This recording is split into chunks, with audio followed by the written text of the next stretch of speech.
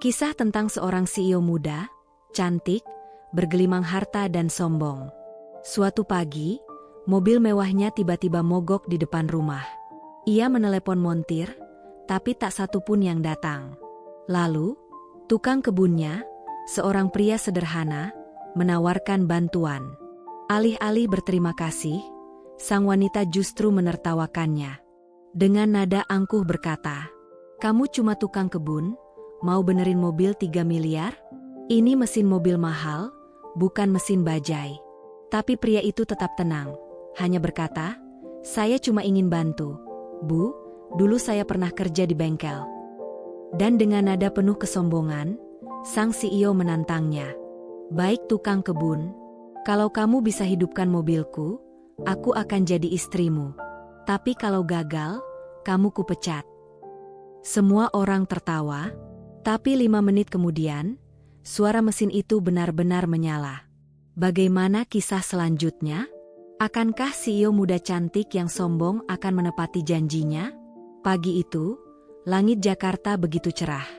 Udara sejuk, langit biru membentang tanpa awan, dan cahaya matahari menembus kaca jendela besar sebuah rumah mewah bergaya modern di kawasan elit Menteng. Taman di depannya dipenuhi bunga warna-warni, tertata rapi seperti dalam majalah arsitektur. Segalanya tampak sempurna, setidaknya dari luar. Namun di balik pintu kaca besar itu, seorang wanita muda tampak tergesa menuruni tangga marmer putih. Dialah Nindya Wijaya, CEO muda perusahaan teknologi ternama. Usianya baru 29 tahun, tapi karirnya sudah menembus langit. Cantik, cerdas, ambisius, dan juga terkenal sombong. Semua orang di dunia bisnis mengenalnya sebagai sosok perfeksionis yang sulit disentuh. Dengan jas putih elegan dan kacamata hitam di tangan, Nindya tampak siap menaklukkan dunia pagi itu. Ia menatap jam tangannya dan bergumam kesal. "Astaga, aku terlambat 10 menit." Langkahnya cepat menuju garasi, di mana mobil sport hitam berkilau menunggu dalam cahaya matahari. Namun begitu ia menekan tombol start, tek, tek, tek. Lalu hening. Dahi Nindya langsung berkerut. Ia mencoba lagi. Tek. Tidak ada hasil. Ya ampun, mobil baru servis minggu lalu. Ia menepuk setir keras, frustrasi. Dengan wajah kesal, Nindya keluar dari mobil dan menelpon bengkel langganannya. "Mas Reza, ini Nindya. Mobilku nggak mau nyala. Aku butuh montir sekarang juga." Namun suara di seberang terdengar tenang, bahkan terlalu tenang. "Maaf, Bu Nindya. Semua teknisi kami sedang di lapangan. Paling cepat, 1 jam lagi." 1 jam. "Aku nggak punya waktu. Aku ada meeting penting." Nada suaranya meninggi, tapi tak ada yang bisa dilakukan. Sambungan pun terputus. Nindya menghela napas panjang. Ia menatap mobil mewahnya seperti menatap musuh bebuyutan. Mobil bodoh. Mesin semahal ini, tapi mogok di saat penting begini. Dari kejauhan, seorang pria sederhana sedang menyiram bunga di taman. Kaosnya sudah pudar, topi lebarnya menutupi wajah yang teduh. Dialah Dimas, tukang kebun baru di rumah itu, baru 2 bulan bekerja. Pria yang dikenal sopan, rajin, dan jarang bicara. Setiap pagi, ia datang lebih awal, memotong rumput, menyiram bunga, dan merapikan taman tanpa banyak suara. Melihat Nindya tampak kesulitan, Dimas menghentikan pekerjaannya. Ia menaruh alat semprot, lalu berjalan pelan ke arah garasi. "Permisi, Bu," suaranya lembut dan sopan. "Maaf, mobilnya kenapa ya? Mungkin saya bisa bantu lihat." Nindya menoleh dengan tatapan tajam penuh gengsi. Ia menatap Dimas dari ujung kepala sampai kaki, seolah harga diri pria itu bisa diukur dari pakaian lusuhnya.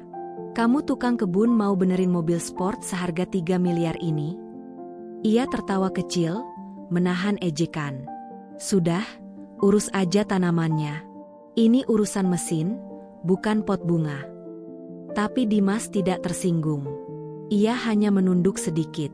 "Maaf ya, Bu. Saya cuma ingin bantu. Dulu saya pernah kerja di bengkel mobil sebelum jadi tukang kebun. Nindya tertawa pendek, kali ini dengan nada lebih sinis. Oh ya? Bengkel kampung mungkin? Ini mobil impor, bukan bajai di pasar. Jangan sok pintar. Namun Dimas tetap tenang. Saya tidak sok pintar, Bu. Tapi kalau Ibu izinkan, saya coba periksa. Kalau tidak bisa, ya tidak apa-apa.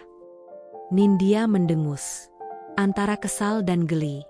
Baiklah, kalau kamu bisa hidupkan mobilku, aku jadikan kamu suamiku. Ia tertawa kecil penuh ejekan.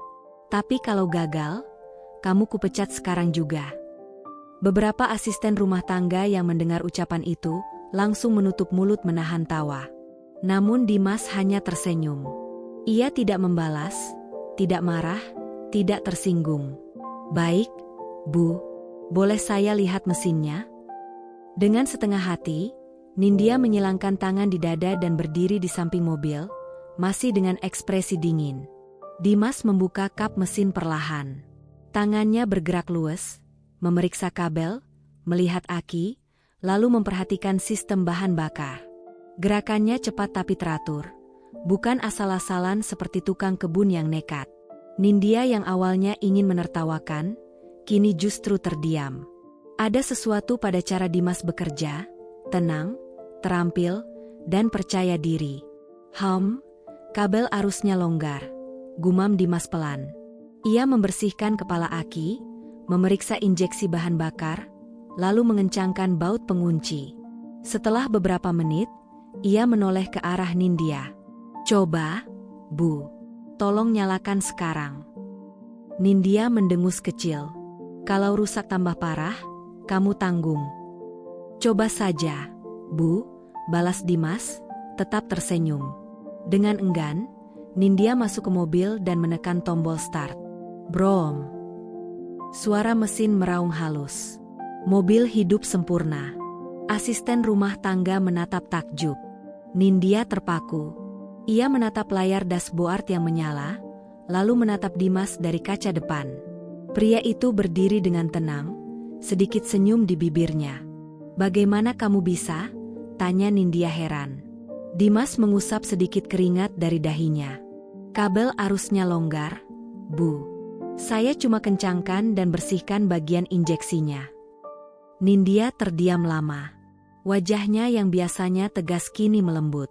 Untuk pertama kalinya, ia menatap Dimas bukan sebagai tukang kebun, melainkan sebagai seseorang yang membuatnya kagum. Kamu, bukan tukang kebun biasa, ya? Katanya pelan. Dimas tertawa kecil. Saya dulu kerja di bengkel mobil di Malaysia, Bu. Tapi waktu pandemi bengkel tutup. Saya pulang ke Indonesia, dan ambil kerja apapun yang halal. Ucapan itu membuat Nindya terpaku. Ada rasa malu yang tiba-tiba muncul di dadanya, atas sikap sombongnya tadi. Namun, gengsinya terlalu tinggi untuk meminta maaf. Nindya menarik napas panjang, lalu berkata datar. Ya sudah, kamu bisa kembali kerja. Dimas menunduk sopan, suaranya lembut. Baik, Bu. Semoga mobilnya lancar terus. Ia menutup kap mesin perlahan, lalu berjalan kembali ke taman. Sementara itu, Nindya hanya berdiri diam, menatap punggung pria itu yang semakin menjauh. Ada sesuatu yang aneh di hatinya. Perasaan kagum yang samar, bercampur dengan rasa malu yang tak bisa dijelaskan. Ia menatap mobil sportnya yang kini menyala sempurna, lalu bergumam lirih. Kenapa aku merasa seperti baru kalah, dalam sesuatu yang lebih dari sekadar taruhan? Langit Jakarta yang sejak pagi cerah, perlahan mulai berawan. Angin berhembus lembut, seolah membawa isyarat bahwa sesuatu dalam diri Nindya telah berubah, meski ia belum menyadarinya. Sejak pagi itu, suasana di rumah besar Nindya terasa berbeda. Di dapur, para asisten rumah tangga berbisik-bisik sambil menyiapkan sarapan. Kamu lihat nggak tadi pagi? Si Dimas itu keren banget loh. Iya, Bu Nindya sampai melongo. Padahal awalnya diremehin, kan? Tawa kecil terdengar di antara aroma kopi hangat dan suara piring beradu. Dari balik pintu kaca, Nindya bisa mendengar sebagian percakapan itu. Ia mendengus pelan, bukan karena marah pada pegawainya, tapi marah pada dirinya sendiri. Entah kenapa, sejak kejadian pagi itu pikirannya tak tenang. Bayangan wajah Dimas, senyum sopannya, dan cara tangannya memperbaiki mobil dengan tenang, terus terlintas di kepala. Kenapa aku mikirin tukang kebun? Gumamnya pelan sambil menatap cermin di ruang kerjanya. Ia mencoba menepis perasaan itu dengan bekerja lebih keras. Rapat, presentasi investor, laporan keuangan, semuanya jadi pelarian. Tapi setiap kali ia membuka jendela, matanya secara otomatis mencari sosok pria sederhana itu. Dimas tetap bekerja seperti biasa. Memangkas daun, menyapu halaman, menyiram bunga, seolah kejadian pagi itu tak pernah terjadi. Ia tetap ramah, tetap sopan, dan tetap tenang dalam diam. Namun bagi Nindya, semua itu kini terasa berbeda. Seringkali, ia memperhatikan dari lantai 2. Melihat bagaimana Dimas bekerja di bawah sinar matahari, memindahkan pot bunga dengan hati-hati, atau sekadar menyeka keringat dari dahinya. Dan setiap kali melihatnya, ada rasa hangat yang tumbuh perlahan di dada Nindya. Hangat, tapi membingungkan. Suatu siang, Nindya sedang menerima tamu penting di halaman belakang, seorang mitra bisnis asing yang hendak menanamkan investasi besar. Semua berjalan lancar, hingga salah satu tamu menatap taman dengan kagum. "Your garden looks so beautiful," ujarnya dengan aksen Inggris yang kental. Nindya tersenyum anggun. "Thanks, my gardener takes care of it." Saat itu, Dimas sedang memangkas bunga di dekat kolam ikan. Ia sempat menunduk sopan ketika tatapan mereka bertemu. Namun tiba-tiba, salah satu investor menepuk bahu Dimas sambil tertawa. "Good job, man. You must be proud working here." Dimas hanya tersenyum kecil. Tapi di hati Nindya, entah kenapa muncul rasa bangga yang hangat. Ada sesuatu yang lembut dalam dirinya setiap kali pria itu dihargai. Setelah para tamu pergi, Nindya berjalan ke taman. Ia berhenti di dekat Dimas. "Kamu bisa bahasa Inggris?" tanyanya singkat. Dimas mengangguk sopan. "Sedikit, Bu. Saya belajar waktu di Malaysia. Sering ngobrol sama pelanggan luar negeri." Nindya terdiam sejenak. Kali ini, nada suaranya tidak lagi mengandung kesombongan. Justru ada kekaguman halus di sana. "Kamu sepertinya pintar juga, ya?" Dimas hanya tertawa kecil.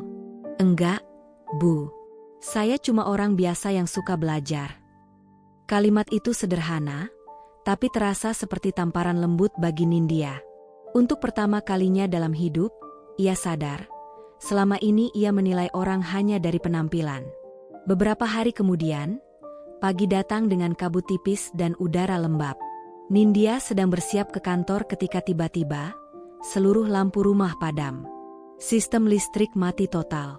Gerbang otomatis tak bisa dibuka. Para asisten panik. "Astaga, PLN lagi error, Bu." "Aduh, gimana ini?" Nindya mengeluh sambil menepuk dahinya. "Hari apes lagi? PLN gak bisa kerja dengan benar apa?" Belum sempat ia mengeluh lebih jauh, terdengar suara dari luar. "Bu, tenang aja. Saya coba hidupin genset dulu." Nindya menoleh. Dari jendela, ia melihat Dimas berlari ke arah gudang belakang. Tak lama kemudian, terdengar suara berererereremem. Genset menyala. Lampu-lampu rumah kembali hidup. Para pegawai bersorak kecil, lega. Tapi Nindya hanya berdiri diam, tertegun. Lagi-lagi, Dimas muncul di saat semua orang bingung, dan lagi-lagi, ia membawa solusi. Ketika Dimas kembali ke halaman depan, tangannya penuh oli, wajahnya kotor, tapi senyum itu tetap ada. "Sudah nyala, Bu. Tapi mungkin nanti gensetnya perlu diservis. Kabelnya agak longgar." Nindya menatapnya lama. Bukan lagi melihat seorang tukang kebun lusuh. Yang ia lihat kini adalah seorang pria yang selalu siap membantu tanpa pamrih. bahkan tanpa diminta. "Terima kasih, Dimas," ucap Nindya pelan. Bagi orang lain, mungkin itu hanya dua kata sederhana. Tapi bagi para pegawai rumah itu seperti mendengar keajaiban kecil. Karena selama mereka bekerja di sana, tak pernah sekalipun mereka mendengar Nindya Prameswari mengucapkan terima kasih kepada siapapun selain rekan bisnis. Dimas menunduk sopan. "Sama-sama, Bu." Setelah pria itu pergi, Nindya masih berdiri di tempat. Hatinya terasa aneh. Seolah ada sesuatu yang bergerak perlahan di dalam dadanya. Ia mulai bertanya pada dirinya sendiri. Kenapa aku merasa nyaman setiap kali dia ada? Namun sore itu, sesuatu terjadi. Nindya mendapat telepon dari adiknya yang ingin berkunjung. Ia segera menyiapkan segalanya. Ketika adiknya datang bersama dua teman kuliah, mereka duduk santai di teras sambil menikmati jus buah. Dari kejauhan, Dimas terlihat sedang memangkas pohon. Salah satu teman adiknya menatap ke arahnya, lalu berbisik pelan sambil tersenyum. Itu tukang kebun kamu, ya? Ganteng juga, ya?" Hari itu, Nindya tidak menyangka hidupnya akan berubah hanya karena satu sosok sederhana di taman rumahnya. Dimas, tukang kebun baru yang wajahnya selalu tenang, tubuhnya berbalut kaos lusuh, dan tangannya kotor oleh tanah. Tapi entah kenapa, setiap kali pria itu lewat, jantung Nindya berdegup sedikit lebih cepat dari biasanya. Semuanya berawal dari siang itu. Ketika salah satu teman adiknya menggoda dengan tawa ringan. "Hati-hati, dir cinta itu sering datang dari arah yang gak disangka, loh." Nindya tersenyum kaku, pura-pura tak peduli. Tapi pipinya memanas. Ia menatap sekilas ke arah taman, tempat Dimas sedang menyapu daun-daun kering. Dan tanpa sadar, dadanya bergetar pelan. Malamnya, ketika rumah besar itu sunyi, Nindya berdiri di balkon kamarnya. Lampu taman memantulkan cahaya lembut ke dedaunan basah. Dan di sana, Dimas masih bekerja, sendirian. Ia teringat ucapannya tempo hari, tantangan konyol yang pernah ia lontarkan dengan nada sombong. "Kalau kamu bisa hidupkan mobilku, aku akan jadi istrimu." Ia tertawa getir. "Ternyata aku yang bodoh," gumamnya. "Dia bukan cuma bisa menghidupkan mobilku, tapi juga membuat hatiku hidup lagi." Langit malam Jakarta tampak indah. Bintang-bintang samar menembus awan tipis. Angin membawa aroma bunga, dan sedikit rasa rindu yang belum berani ia akui. Nindya tidak tahu, dari satu mesin mobil yang mogok, hidupnya akan berbelok. Dan dari satu hati sederhana, akan tumbuh sesuatu yang sulit dijelaskan. Hari-hari pun berlalu. Dimas tetap bekerja seperti biasa. Menyiram bunga di pagi hari, memangkas ranting di siang hari, menyapu dedaunan di sore hari. Seolah tak pernah terjadi apa-apa. Namun Nindya tahu, sesuatu di hatinya telah berubah. Tatapan matanya yang dulu dingin kini melembut setiap kali melihat Dimas. Ia bahkan sering memandangi pria itu diam-diam dari balik jendela ruang kerjanya. Aneh, tapi di tengah hiruk-pikuk dunia bisnis dan angka-angka di layar laptop, ketenangan justru ia temukan di wajah seorang tukang kebun. Pagi itu, Nindya sarapan sendirian di meja makan yang besar dan sepi. Piring porselen, sendok perak, segelas jus jeruk, semuanya tampak sempurna tapi dingin. Dari jendela besar, ia melihat Dimas berjongkok di taman depan, memperbaiki pipa air yang bocor. Bajunya basah oleh tanah dan keringat, tapi wajahnya tenang. Ia bekerja seperti orang yang benar-benar menikmati hidupnya. Nindya menghela napas panjang. "Kenapa aku iri pada orang seperti dia?" bisiknya pelan. Siang berganti sore.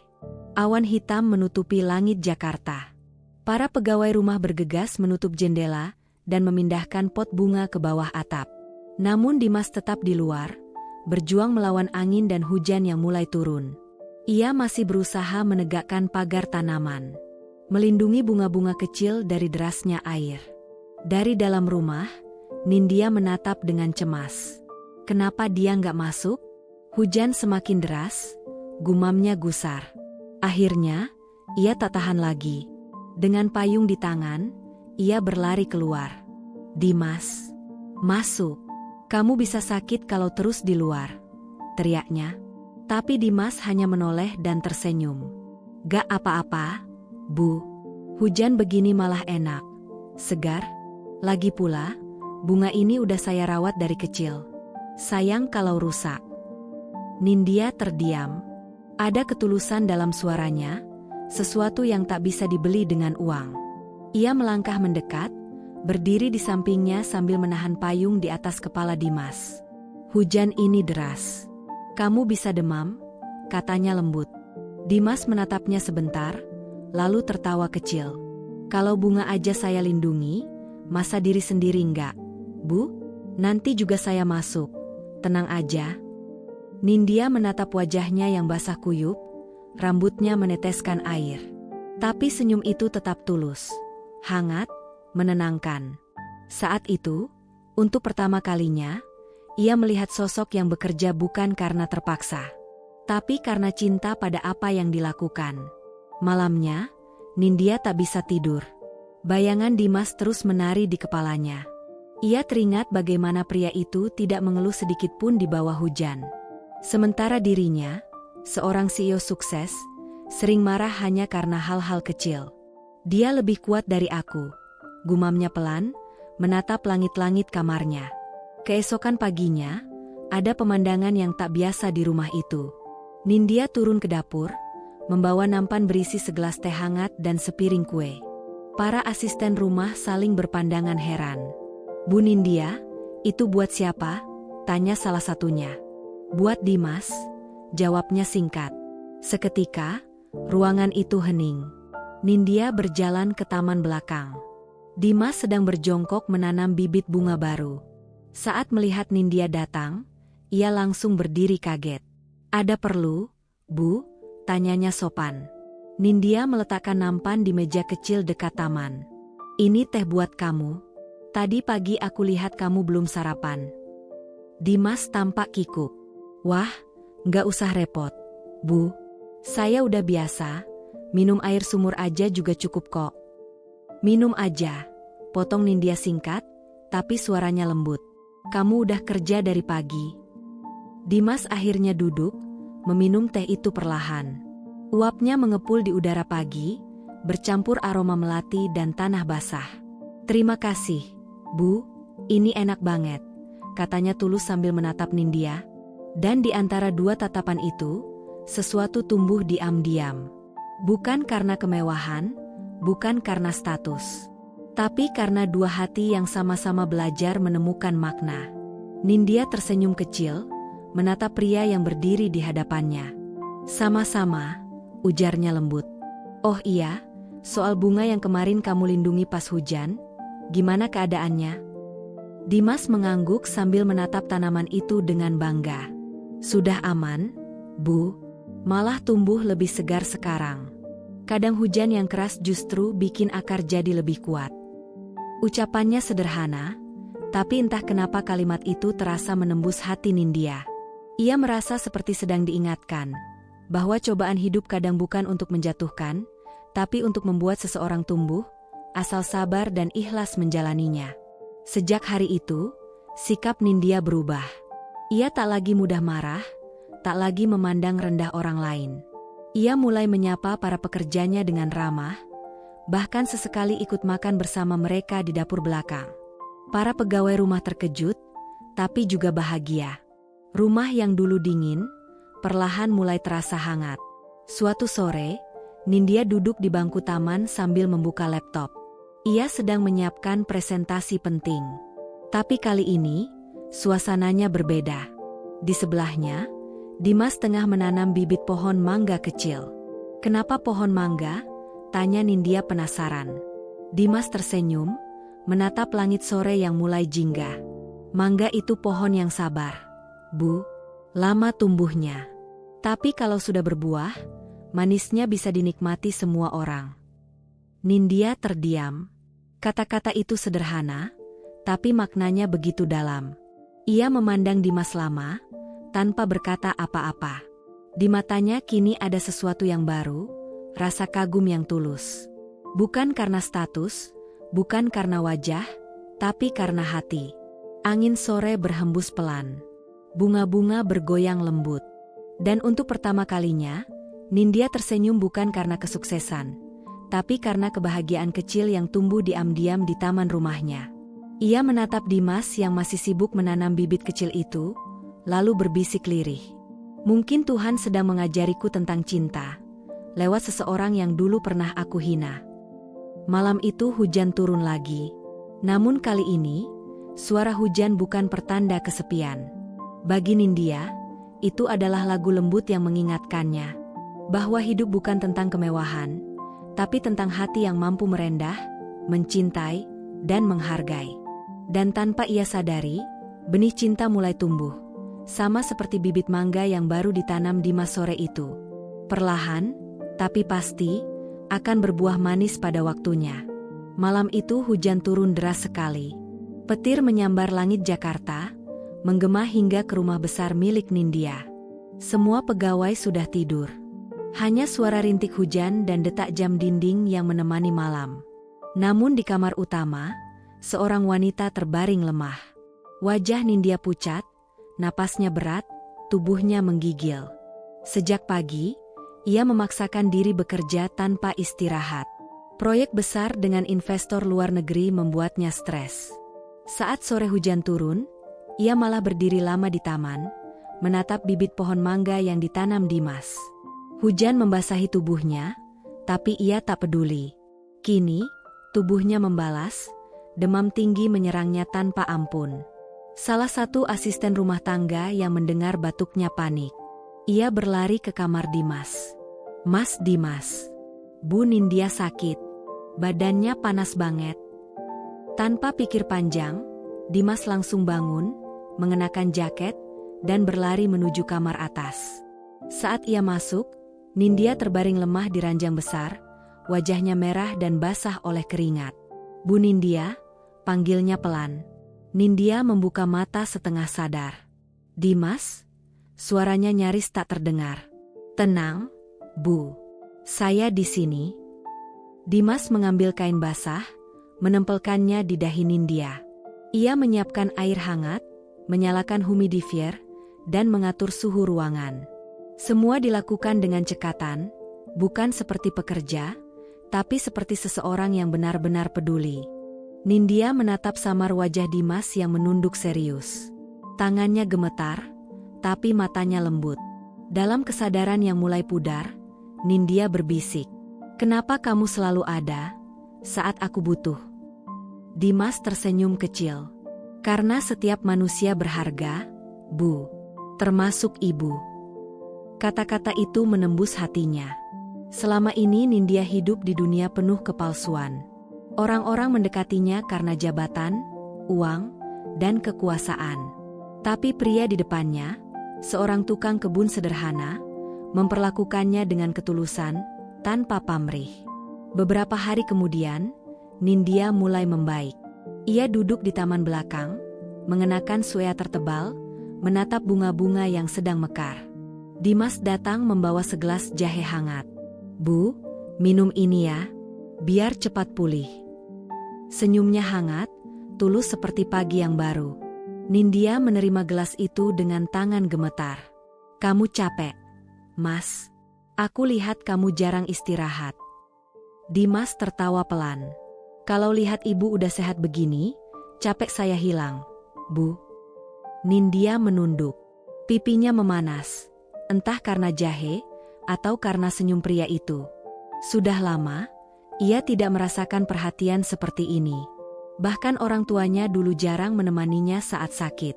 Dunia Nindya terlalu sibuk, terlalu dingin, sampai akhirnya, seorang tukang kebun mengajarkannya arti kepedulian sejati. "Mas Dimas." "Iya, Bu." "Kenapa kamu bisa setulus itu?" tanyanya pelan. Dimas menatap langit sejenak, lalu menjawab, "Saya pernah kehilangan orang yang saya sayang, Bu. Dulu saya kerja di luar negeri, jadi TKI di Timur Tengah. Ibu saya di kampung cuma batuk ringan katanya. Tapi waktu saya pulang, beliau udah nggak ada." Suaranya mulai serak, tapi senyumnya tetap lembut. "Sejak itu saya janji, kalau saya lihat orang sakit, saya nggak akan diam aja. Saya nggak mau nyesel lagi. Nindya terdiam. Matanya berkaca-kaca. Dalam hati, ia menyesal. Dulu, ia pernah menghina Dimas, memanggilnya bodoh dengan sombong. Tapi kini, orang yang dulu ia remehkan, justru memiliki hati paling mulia yang pernah ia temui. Hari berganti minggu, Nindya kini tampak berbeda. Tubuhnya mulai pulih, wajahnya lebih tenang. Ia kembali bekerja, tapi kali ini dengan hati yang baru. Ia tidak lagi mudah marah. Tidak lagi menatap bawahannya dari atas menara keangkuhan. Sekarang, Nindya lebih sabar, lebih mendengar. Bahkan di sela kesibukannya sebagai pemimpin perusahaan besar, ia sering turun ke taman, sekadar berbincang dengan Dimas, si tukang kebun yang dulu tak pernah ia anggap ada. Setiap percakapan kecil di antara mereka terasa hangat. Kadang mereka bicara tentang tanaman, kadang tentang kehidupan. Dan tanpa mereka sadari, benih cinta itu mulai tumbuh diam-diam, seperti bunga yang mekar perlahan di bawah sinar matahari pagi. Suatu sore, Dimas sedang memperbaiki pompa air di halaman belakang. Tangannya penuh oli, wajahnya berpeluh, keringat mengalir di pelipisnya. Nindya datang membawa handuk kecil. "Mai, sini lap dulu," katanya pelan. Dimas menatapnya kaget. "Loh, tangan ibu bisa kotor nanti." Nindya tersenyum lembut. "Biar saja, Mas, aku cuma pengen bantu." Untuk pertama kalinya, Dimas melihat Nindya bukan sebagai majikan, tapi sebagai wanita yang berhati lembut. Tatapan mereka bertemu lama. Tak ada kata. Hanya suara burung sore dan hembusan angin yang menjadi saksi. Nindya menarik napas dalam, lalu berbisik lirih. "Aku pernah salah menilai kamu, Mas. Aku dulu sombong, angkuh, dan buta hati. Tapi kamu justru ngajarin aku arti rendah hati." Dimas terdiam, lalu menunduk pelan. "Gak ada manusia yang sempurna, Bu. Kadang kita harus jatuh dulu, biar tahu rasanya berdiri dengan hati." Kalimat itu membuat Nindya menunduk menahan air mata. Dalam hatinya, ia tahu dirinya sedang jatuh cinta. Bukan karena status, bukan karena rupa, tapi karena ketulusan dan kehangatan yang membuatnya merasa hidup kembali. Malam itu, Nindya duduk di balkon kamarnya. Langit penuh bintang, udara terasa segar. Ia menggenggam segelas teh hangat, menatap taman di bawah sana. Dimas sedang mematikan lampu taman, lalu menoleh ke arah balkon. Tatapan mereka bertemu. Dimas tersenyum. Dan Nindya membalas dengan senyum yang lembut, tulus, penuh makna. Dalam hati kecilnya, ia berbisik. Ternyata cinta tak selalu datang dari dunia yang sama. Kadang, Tuhan menurunkannya lewat seseorang yang dulu kita remehkan.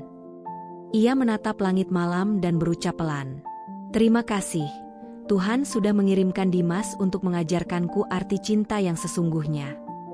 Dan malam itu, di bawah langit Jakarta yang tenang, dua hati dari dunia yang berbeda mulai berdetak dalam irama yang sama. Pagi pun datang. Cahaya matahari menembus tirai putih kamar besar Nindya, menerangi ruangan yang kini terasa lebih hangat dari sebelumnya. Sudah 3 bulan berlalu sejak hari di mana Dimas berhasil menghidupkan mobil mogok milik Nindya. Hari yang menjadi awal perubahan hidup mereka berdua. Nindya kini bukan lagi CEO yang dikenal galak dan arogan. Ia tampil lembut, ramah, dan bijaksana. Karyawan-karyawannya sering berbisik heran. "Bu Nindya sekarang beda banget, ya? Dulu telat 5 menit bisa dimarahin, sekarang malah nanyain, udah sarapan atau belum?" Semua tahu, ada sesuatu yang mengubah hati pemimpin muda itu. Tapi hanya Nindya yang tahu jawabannya. Dimas. Suatu pagi di taman belakang, Nindya berdiri di dekat pohon mangga kecil yang dulu mereka tanam bersama. Kini pohon itu tumbuh subur, daunnya hijau, lebat, dan di ujung rantingnya muncul bunga-bunga kecil. Dimas datang membawa air dan pupuk. Ia tersenyum melihat Nindya memandangi pohon itu. "Bu Nindya, pohonnya sebentar lagi berbuah," katanya lembut. Nindya tersenyum, menatap cabang muda yang menjuntai. "Mas, Aku gak nyangka pohon kecil ini tumbuh secepat ini. Dimas membalas dengan tatapan hangat. Kalau dirawat dengan hati, Bu, apapun bisa tumbuh lebih cepat. Termasuk hati manusia. Kata-kata itu membuat Nindya terdiam. Tatapan mereka bertemu. Angin sore berhembus lembut, membawa aroma tanah basah dan bunga melati yang bermekaran. Hatinya bergetar, ia tahu, itu bukan sekadar percakapan biasa. Itu adalah tanda bahwa cinta mereka sudah matang, siap dipetik. Sore harinya, Nindya mendapat kabar penting dari kantor. Ada rapat mendadak dengan investor besar dari luar negeri. Ia harus segera berangkat ke hotel tempat pertemuan diadakan. Dengan tergesa, ia mengambil tas dan berlari ke garasi. Namun begitu sampai, ia tertegun. Mobil mewahnya mogok lagi. Ia mencoba menyalakan berkali-kali, tapi mesin tetap diam. Nindya menghela napas lalu tertawa kecil. Lucu ya, gumamnya pelan. Kejadian ini terulang lagi. Hari itu, suasana di rumah besar milik Nindya terasa tenang. Hujan semalam telah berhenti, menyisakan udara pagi yang segar dan aroma tanah basah. Dimas baru saja keluar dari taman, dengan pakaian kerjanya yang sederhana dan penuh noda tanah. Ia masih membawa ember dan sarung tangan lusuh ketika melihat Nindya berdiri di garasi, tanpa kebingungan di depan mobil mewahnya. Bu, mobilnya kenapa? Tanya Dimas sambil mendekat. Nindya menatapnya, lalu tersenyum pelan. Mogok lagi, Mas, jawabnya singkat. Tapi kali ini, ada sesuatu yang berbeda dalam nada suaranya. Kemudian ia menatap Dimas dengan lembut dan berkata, tapi aku tahu, siapa yang bisa menyalakannya. Dimas menatap balik, agak terkejut. Lalu tersenyum kecil. Masih mau saya bantu, Bu? Nindya menggeleng pelan. Aku bukan minta bantuan, Mas. Aku cuma ingin melihat janji lama ditepati.